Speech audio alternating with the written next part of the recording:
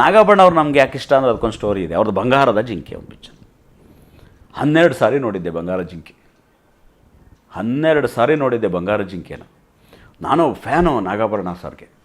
Sir Channarayapatna ಸಿಕ್ಕಿದ್ನಲ್ಲ sir Nagaraj ಕೋಟೆ, ಕೂತ್ಕೊಳ್ಳಿ ಯಾರೋ ಒಬ್ಬ ಡೈರೆಕ್ಟ್ರು ಬರ್ತಾರೆ, ಅವ್ರಿಗೆ ಪರಿಚಯ ಮಾಡಿಸ್ತೀನಿ. ನಾವು ಕಲಾವಿದರಷ್ಟೇ, ನಾವೇನು ಅವಕಾಶ ಕೊಡೋಕ್ಕಾಗುತ್ತೆ, ಈಗ ಒಬ್ಬ ಡೈರೆಕ್ಟ್ರು ಬರ್ತಾರೆ ಕೂತ್ಕೊಳ್ಳಿ ಅಂದಾಗ ಒಂದು ಅರ್ಧ ಗಂಟೆ ಬಿಟ್ಟ ಮೇಲೆ ಬಂದಂಥ ಡೈರೆಕ್ಟ್ರೇ ಎಸ್ ನಾರಾಯಣ ಅವರು.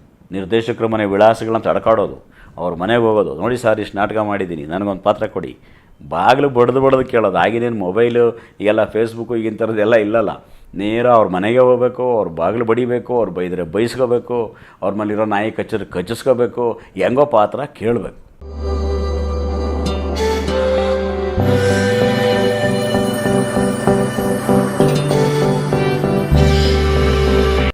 ಯಾಕೆಂದ್ರೆ ಅವಾಗ ನಾವು ಗಣಪತಿ ಕೂರ್ಸೋ ಜೊತೆಗೆ ಸ್ಪರ್ಧೆಗಳಿಗೆ ಹೋಗ್ತಾಯಿದ್ವಿ.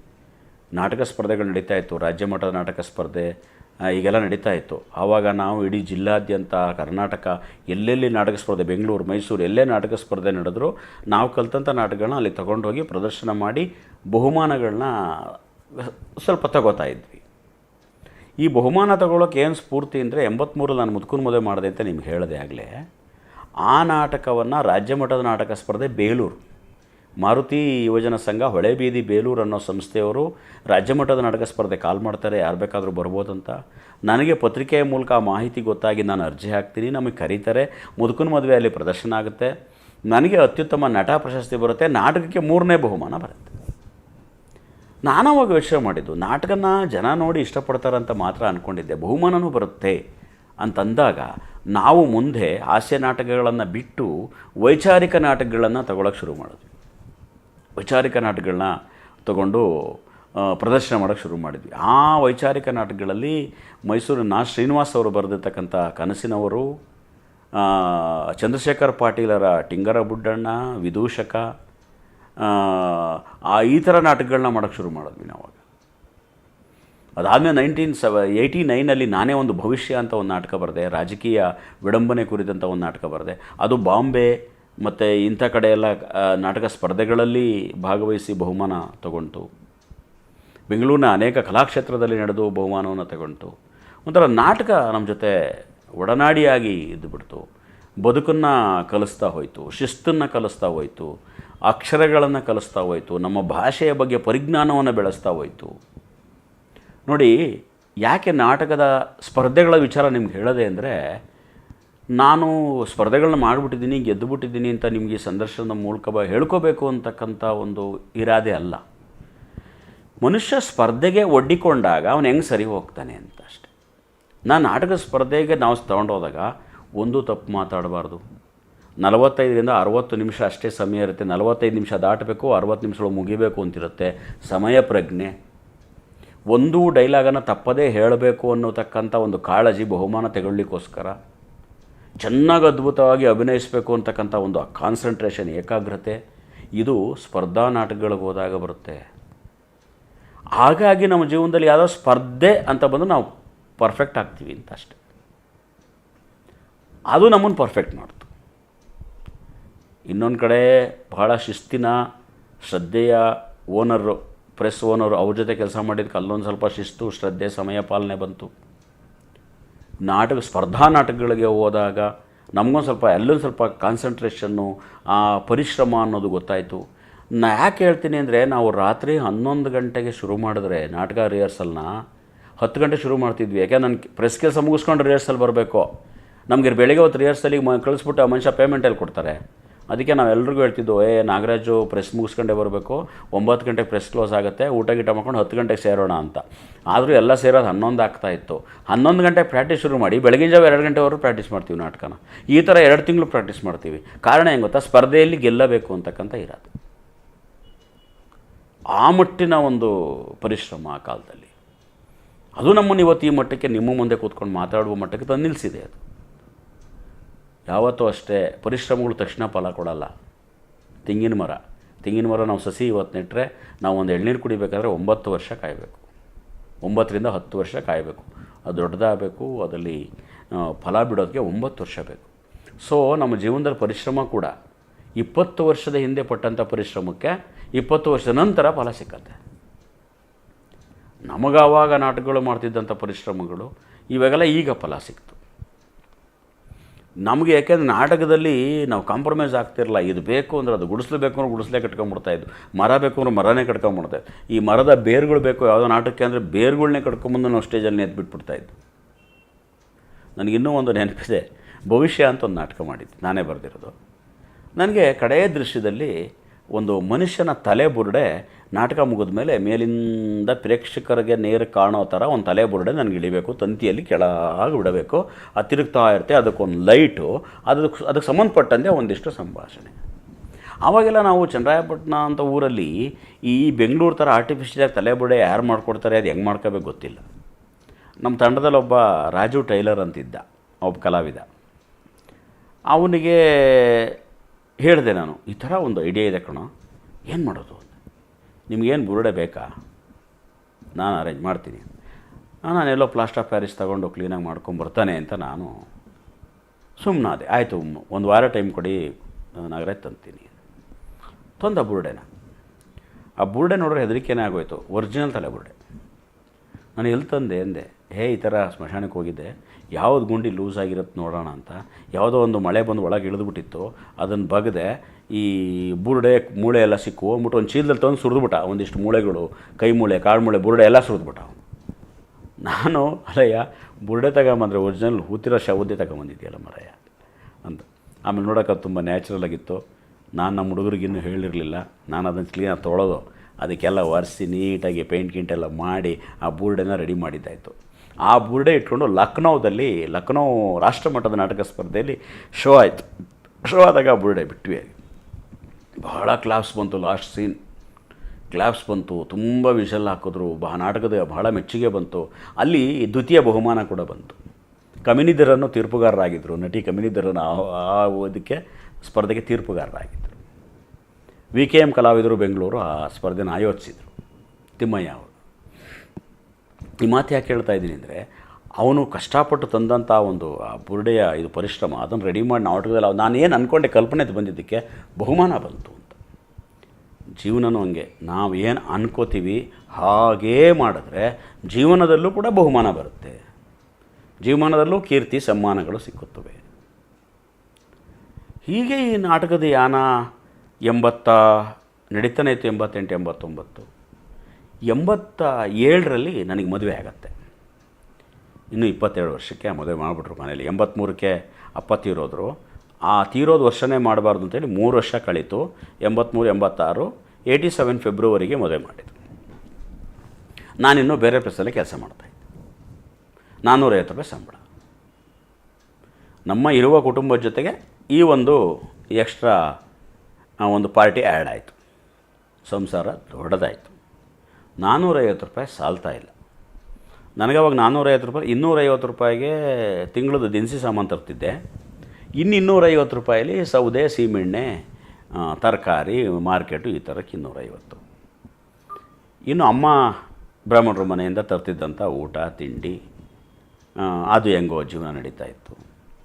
ಯಾಕೆ ಈಗ ನಿಮ್ಗೆ ಹೇಳಿದೆ 450 ರೂಪಾಯಿ ವಿಚಾರ ಯಾಕೆ ಹೇಳಿದೆ ಅಂದರೆ, ನಾನು ಈ ಕಂಪ್ನಿ ನಾಟಕಗಳು ಕೆಲಸ ಮಾಡೋಕ್ಕಿಂತ ಮುಂಚೆ ಹಿಂದೆ ನನಗೊಂದು 8-10 ವರ್ಷ ಇದ್ದವಾಗಲೇ ಅಲ್ಲೊಂದು ನಮ್ಮ ಚನ್ನರಾಯಪಟ್ಟಣದಲ್ಲಿ ಒಂದು ಕ್ಲಿನಿಕ್ಕಿಗೆ ಕೆಲಸಕ್ಕೆ ಸೇರ್ಕೊತೀನಿ. ಬೆಳಗ್ಗೆ ಎದ್ದೋಗಿ ಕ್ಲಿನಿಕ್ಕೆಲ್ಲ ಕ್ಲೀನ್ ಮಾಡಿ, ನೀರು ತುಂಬಿಸಿ, ಅವ್ರ ಮನೆಗೆ ಹೋಗಿ ಅವ್ರ ಮನೆ ಮಲಗಿದ್ದ ಹಾಸಿಗೆ ಎಲ್ಲ ತೆಗೆದು ಅವ್ರ ಮನೆ ಕಸ ಗುಡಿಸಿ ಸ್ಕೂಲ್ಗೆ ಹೋಗ್ಬೇಕು 9ವರೆಗೆ. ನನಗೆ ಸಂಬಳ ಎಷ್ಟು ಅಂದರೆ ತಿಂಗಳಿಗೆ 5 ರೂಪಾಯಿ, ವಾರಕ್ಕೆ 4 ಆಣಿ ಬೋನಸ್, ತಿಂಗಳಿಗೆ 5 ರೂಪಾಯಿ ಸಂಬಳ. 5 ರೂಪಾಯಿ ನೋಡೇ ಇಲ್ಲ ನಾನು. ನಮ್ಮ ಅಮ್ಮನೋ ಅಪ್ಪನೋ ಬಂದು ಇಸ್ಕೊಂಡು ಹೋಗ್ತಾಯಿದ್ರು. ಯಾಕೆಂದ್ರೆ ನಮ್ಮ ಮನೆ ಬಾಡಿಗೆ 4 ರೂಪಾಯಿ, ಇನ್ನು 1 ರೂಪಾಯಿ ಉಳಿತಾ ಇದ್ದಿದ್ದು. ಆ 5 ರೂಪಾಯಿನಂಥ ಶ್ರಮ ನೋಡಿದ್ರಿಂದ ನನಗೆ 450 ರೂಪಾಯಿ ಕೂಡ ಮೌಲ್ಯ ಅನ್ನಿಸ್ತಾ ಇತ್ತು ಅವಾಗ. ಇದ್ಯಾವ ಮಹಾ 450 ರೂಪಾಯಿ ಅನಿಸ್ಲೇ ಇಲ್ಲ. ನಾವು ಚಿಕ್ಕ ವಯಸ್ಸಿಂದನೂ ಯಾವುದೇ ಕೂಡ ಈ ಸಂಘ ಸಹವಾಸಗಳು ಬಿದ್ದವರಲ್ಲ, ದುಶ್ಚಟಗಳನ್ನು ನೋಡಿದವರಲ್ಲ, ದುಡ್ಡನ್ನು ಅನಾವಶ್ಯಕವಾಗಿ ಖರ್ಚು ಮಾಡಿದವರಲ್ಲ. 1 ರೂಪಾಯಿ ಕೂಡ ಮೌಲ್ಯ. ವಾರಕ್ಕೆ 20, ಯಾಕೆ ಅವರ ಮೌಲ್ಯ ಅಂದರೆ ವಾರಕ್ಕೆ 25 ಪೈಸೆ ನಂಗೆ ಬೋನಸ್ ಕೊಡ್ತಿದ್ರಲ್ಲ, ನಾನು ಅದರಲ್ಲಿ 10 ಪೈಸೆಗೆ ಕಾಫಿ ಪುಡಿ, 10 ಪೈಸೆಗೆ ಬೆಲ್ಲ ತೊಗೊಂಡೋಗಿ 5 ಪೈಸೆಗೆ ಮಿಠಾಯಿ ತೊಗೋತಾ ಇದ್ದೆ. ಆ 10 ಪೈಸೆ ಬೆಲ್ಲ, ಕಾಫಿ ಪುಡಿ, 10 ಪೈಸೆ ಇದರಲ್ಲಿ 20 ಪೈಸದಲ್ಲಿ ಮನೆಯವರೆಲ್ಲ ಕಾಫಿ ಕುಡಿತಾಯಿದ್ದು. 10 ಪೈಸೆಗೆ ಬೆಲ್ಲ, 10 ಪೈಸದ ಕಾಫಿ ಪುಡಿ, ಇಷ್ಟು ದಪ್ಪ ಬೆಲ್ಲ ಕೊಡ್ತಾಯಿದ್ರು 10 ಪೈಸೆ. ಇನ್ನೂ 10 ಪೈಸಕ್ಕೆ ಇಷ್ಟೊಂದು ಕಾಫಿ ಪುಡಿ ಕೊಟ್ಟು ಮನೆಯವರೆಲ್ಲ ಕಾಫಿ ಕುಡಿತಾಯಿತ್ತು. ಹೆಂಗಿತ್ತು ಅದು ಅವತ್ತು? ಪೈಸಕ್ಕೆ, ದುಡ್ಡಿಗೆ ವ್ಯಾಲ್ಯೂ, ಪೈಸಕ್ಕೆ ವ್ಯಾಲ್ಯೂ. ಇವತ್ತು ಚಿಕ್ಕ ಚಿಕ್ಕ ಮಕ್ಕಳೆಲ್ಲ 50 ರೂಪಾಯಿ 100 ರೂಪಾಯಿ ನೋಟ್ ಇಟ್ಕೊಂಡು ಓಡಾಡ್ತವೆ. ಪಾಕೆಟ್ ಮನಿ 2000 3000 ಅಂತ ಇಸ್ಕೊತಾರೆ ಇವತ್ತು. ಆ ದುಡ್ಡಿಗೆ ವ್ಯಾಲ್ಯೂನೇ ಇಲ್ಲ. ಏನು ಹಬ್ಬಬ್ಬ ಅಂದರೆ ಏನು ಎಷ್ಟು ಲಕ್ಷ ಕೊಟ್ಟಾರು ಅಂದವಿ, ಏನು ಕೋಟಿ ಮಾಡಿದ. ಈ ದುಡ್ಡುಗಳನ್ನ ಕೇವಲವಾಗಿ ಮಾತಾಡೋಂಥ ಕಾಲ ಆಗೋಯ್ತು ಇವಾಗ. ಆಗ ನೋಡಿ 5 ಪೈಸಾ, 1 ಪೈಸಕ್ಕೆ 2 ಮಿಠಾಯಿ. ನಾನು ಒಂದು ಹೋಟ್ಲಲ್ಲಿ ದೋಸೆ ತಿಂತಾಯಿದ್ವಿ, 10 ಪೈಸಕ್ಕೆ 4 ಆಣಿಗೆ 3 ದೋಸೆ, 10 ಪೈಸಕ್ಕೆ 1 ದೋಸೆ, 4 ಆಣಿಗೆ 3 ದೋಸೆ ಕೊಟ್ಟರೆ ಹೊಟ್ಟೆ ತುಂಬೋಗ್ಬಿಡ್ತಾಯಿತ್ತು. 30 ಪೈಸೆ ಮಸಾಲೆ ದೋಸೆ. ಹೇಗಿತ್ತು ಅದು ಪೈಸಕ್ಕೆ ವ್ಯಾಲ್ಯೂ ಆವಾಗ? ಆ ಒಂದು ಬದುಕು ಇದೆಯಲ್ಲ, ಅದು ನಮ್ಮನ್ನು ನೇರವಾದ ದಾರಿಲಿ ಕರ್ಕೊಂಡು ಬರೋಕ್ಕೆ ಕಾರಣ ಆಯಿತು. 87ಕ್ಕೆ ಮದುವೆ ಆಗುತ್ತೆ, 450 ರೂಪಾಯಿ ಸಾಲಲ್ಲ ಅಂತ ಗೊತ್ತಾಗುತ್ತೆ. ಆವಾಗ ನಾನು ಒಂದು ಡಿಸೈಡ್ ಮಾಡ್ತೀನಿ, ನಾನೇ ಸ್ವಂತ ಪ್ರೆಸ್ ಇಡಬೇಕಂತ. ಆವಾಗ PMRY, ಪ್ರಧಾನಮಂತ್ರಿ ರೋಜ್ಗಾರ್ ಯೋಜನೆ ಅಂತ ಒಂದು ಅನೌನ್ಸ್ ಆಗ್ತದೆ. ಯಾರು ಇಂಡಸ್ಟ್ರಿಯಲ್ಲಿ ಕಲ್ತಿರೋದ್ರೆ 35,000 ರೂಪಾಯಿ ಸರ್ಕಾರದಿಂದ ಲೋನ್ ಕೊಡ್ತೀವಿ, 25% ಸಬ್ಸಿಡಿ ಇರುತ್ತೆ ಅಂದಾಗ ಯಾರೋ ನಮಗೆ ಸೂಚಿಸಿ ನಾನು ಅರ್ಜಿ ಹಾಕ್ತೀನಿ. ಅಲ್ಲಿ ನನಗೆ ಲೋನು ಸ್ಯಾಂಕ್ಷನ್ ಆಗ್ತದೆ. ಆವಾಗ 88ರಲ್ಲಿ ನಾನು ಪ್ರೆಸ್ ಇಡ್ತೀನಿ, ನಾಗಾ ಪ್ರಿಂಟರ್. 88ಕ್ಕೆ ನನಗೆ ಮೊದಲನೇ ಮಗ ಹುಟ್ಟುತ್ತಾನೆ. ಆವಾಗ ಪ್ರೆಸ್ ಇಡ್ತೀನಿ.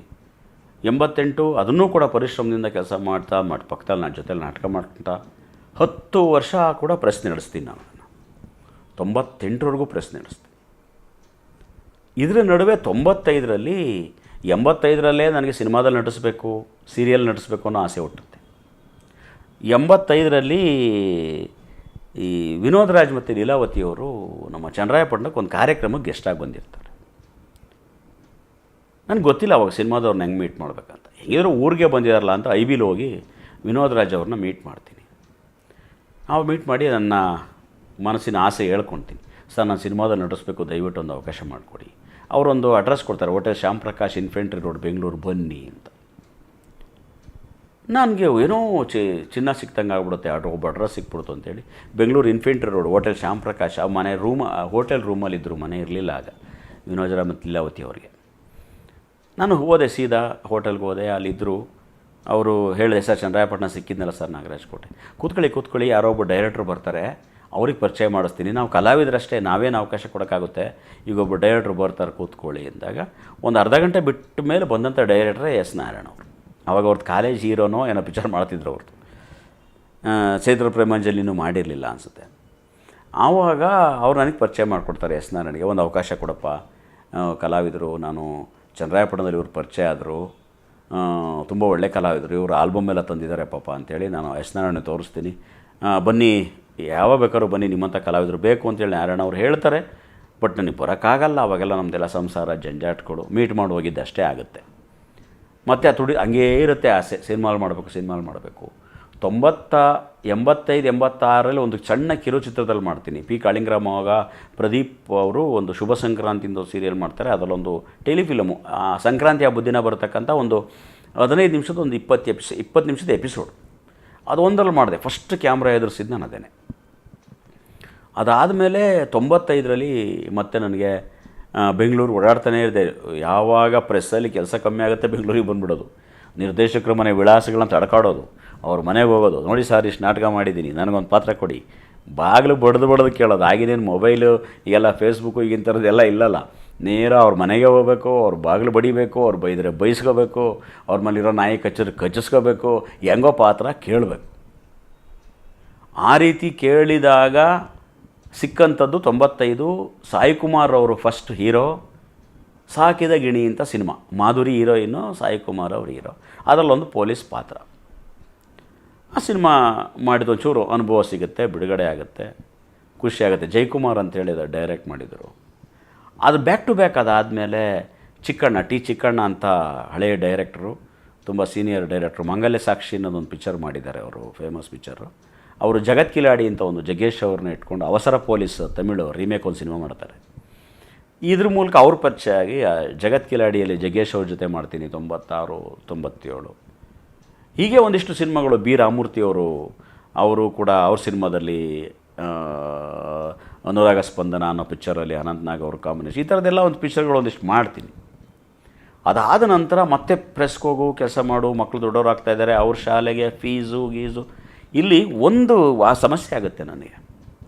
ಸಂಪೂರ್ಣ ಕಲೆನೇ ನಂಬಿಕೊಂಡು ಬೆಂಗಳೂರು ಕಡೆ ಬಂದರೆ ಅಲ್ಲಿ ಸಂಸಾರ ಅನಾಥ ಆಗುತ್ತೆ ಅಥವಾ ದಿಕ್ಕಾಪಾಲಾಗುತ್ತೆ. ಸಂಪೂರ್ಣ ಸಂಸಾರ ಪ್ರೆಸ್ಸು ನೋಡ್ತಾ ಇದ್ದರೆ ನನ್ನ ಮನಸ್ಸೊಳಗಿರೋ ಆಸೆ ಗುರಿ ಈಡೇರಲ್ಲ.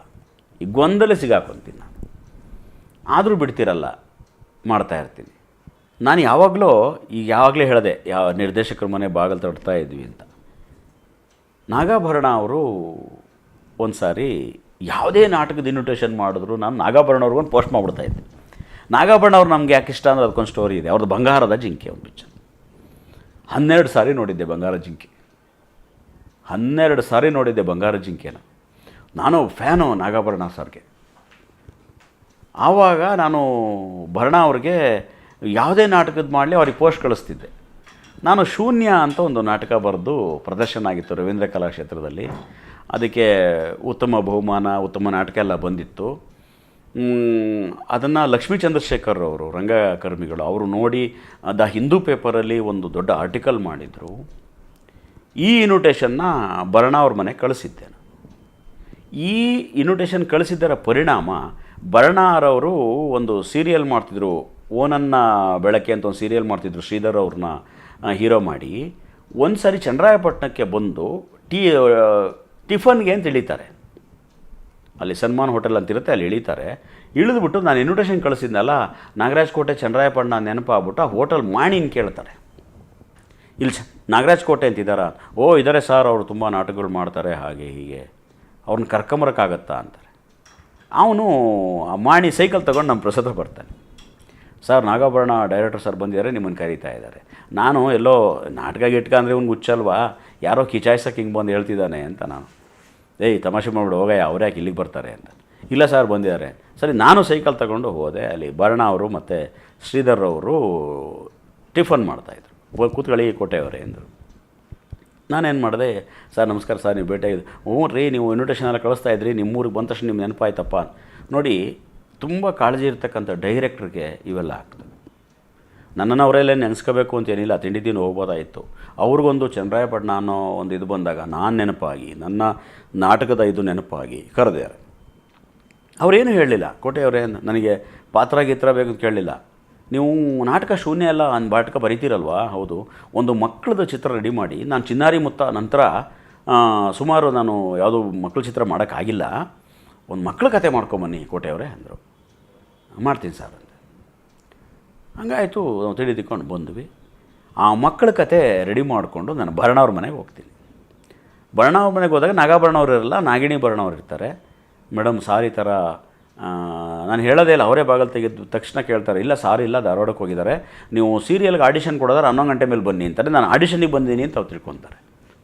ನಾನು ಕತೆ ತಗೊಂಡೋಗಿರ್ತೀನಿ ಆ್ಯಕ್ಚುಲಿ. ಸೊ ಅವತ್ತು ಭರಣವ್ರು ಇಲ್ಲದೆ ಇರೋದ್ರಿಂದ ಕತೆ ಕೊಡೋಕ್ಕಾಗಲ್ಲ.